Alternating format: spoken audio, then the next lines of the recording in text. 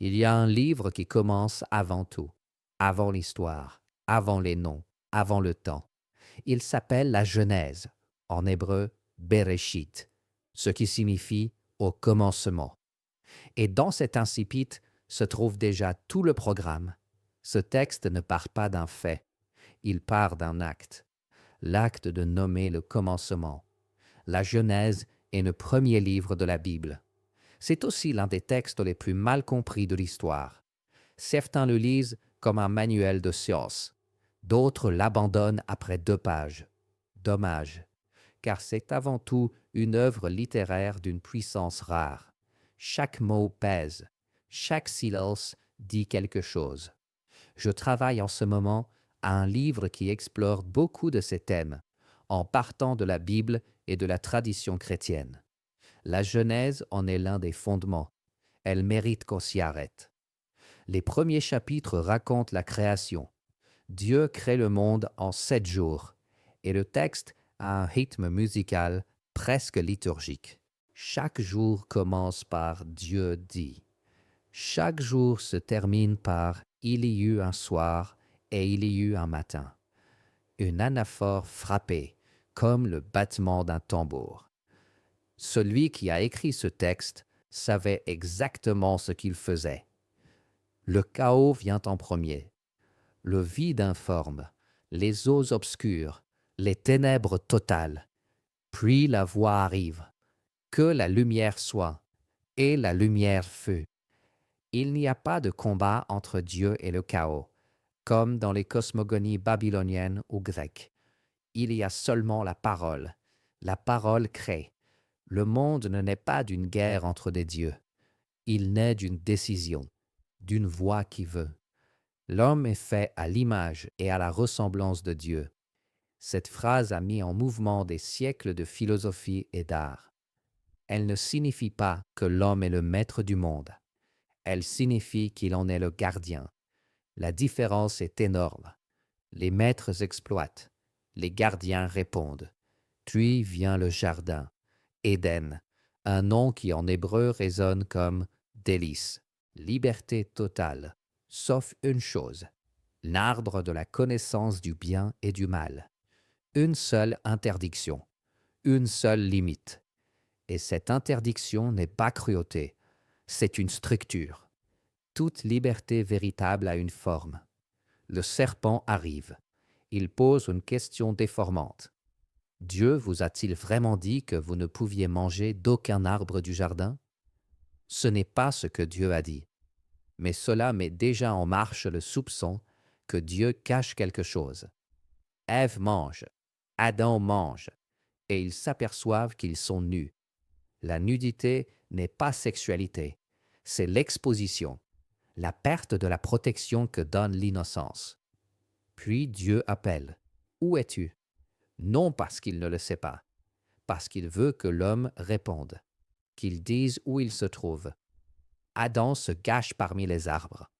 C'est l'une des images les plus vraies que la littérature mondiale ait jamais produite. Un homme qui se cache pendant que quelqu'un l'appelle.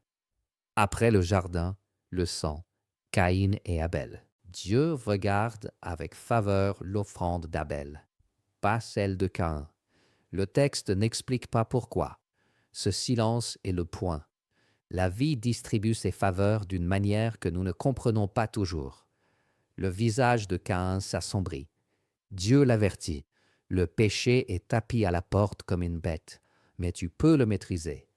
Caïn emmène Abel dans les champs et le tue.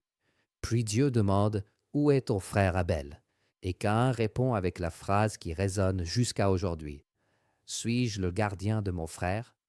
Le premier mensonge de l'histoire. Et dans ce mensonge est déjà contenue toute l'histoire de la violence humaine. Le monde se corrompt, la terre se remplit de violence, dit le texte. Non d'un vice abstrait, de sang concret. Noé trouve grâce.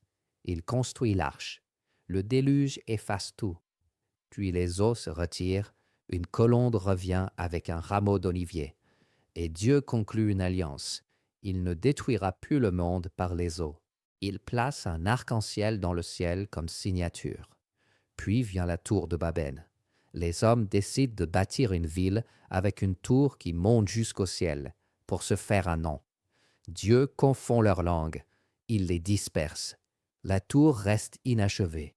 C'est le monde dans lequel nous vivons encore. 1000 langues qui se frôlent sans se comprendre. De cette confusion, Dieu appelle un seul homme, Abraham. Quitte ton pays, ta parenté et la maison de ton père, pour le pays que je te montrerai, sans savoir où, seulement une voix et une promesse. Abraham part. Il a 75 ans. Ce n'est pas un jeune homme en quête d'aventure. C'est un vieillard qui laisse tout derrière lui. Puis vient l'épreuve. Dieu lui demande de monter sur la montagne avec Isaac, le fils de la promesse, et de l'offrir en sacrifice. Abraham se lève de bon matin. Le texte est d'une sobriété dévastatrice. Aucun désespoir décrit, seulement ce mouvement. Abraham répond, « Dieu pourvoira, mon fils. » Au dernier moment, un ange retient sa main. Dans le buisson, il y a un bélier. Dieu ne voulait pas le sacrifice.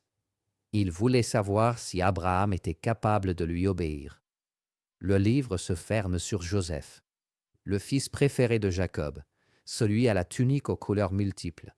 Ses frères le haïssent et le vendent comme esclave à des marchands qui se dirigent vers l'Égypte. L'une des trahisons les plus froides de la Bible. Pourtant Joseph survit, interprète les rêves du Pharaon, s'élève au sommet du pouvoir égyptien. Quand ses frères viennent acheter du grain pendant la famine, ils ne le reconnaissent pas. Et il pleure si fort que les Égyptiens l'entendent depuis la pièce voisine. Puis il dit « Je suis Joseph ». Seulement cela, 3 mots. Les frères restent pétrifiés. L'homme qu'ils avaient jeté dans une citerne est là, avec le sceau du Pharaon au doigt. Et il ne veut pas de vengeance. Il veut les embrasser. Un livre qui commence avec les ténèbres sur les eaux et se termine avec une étreinte en Égypte. Entre ces 2 points se trouve tout. Les questions que nous posons encore chaque matin en nous levant. Où suis-je? Où est mon frère? Qu'ai-je fait de ma vie? Il est vivant parce qu'il parle de nous. Maintenant, aujourd'hui, en ce moment précis où chacun de nous cherche un sens à sa propre vie.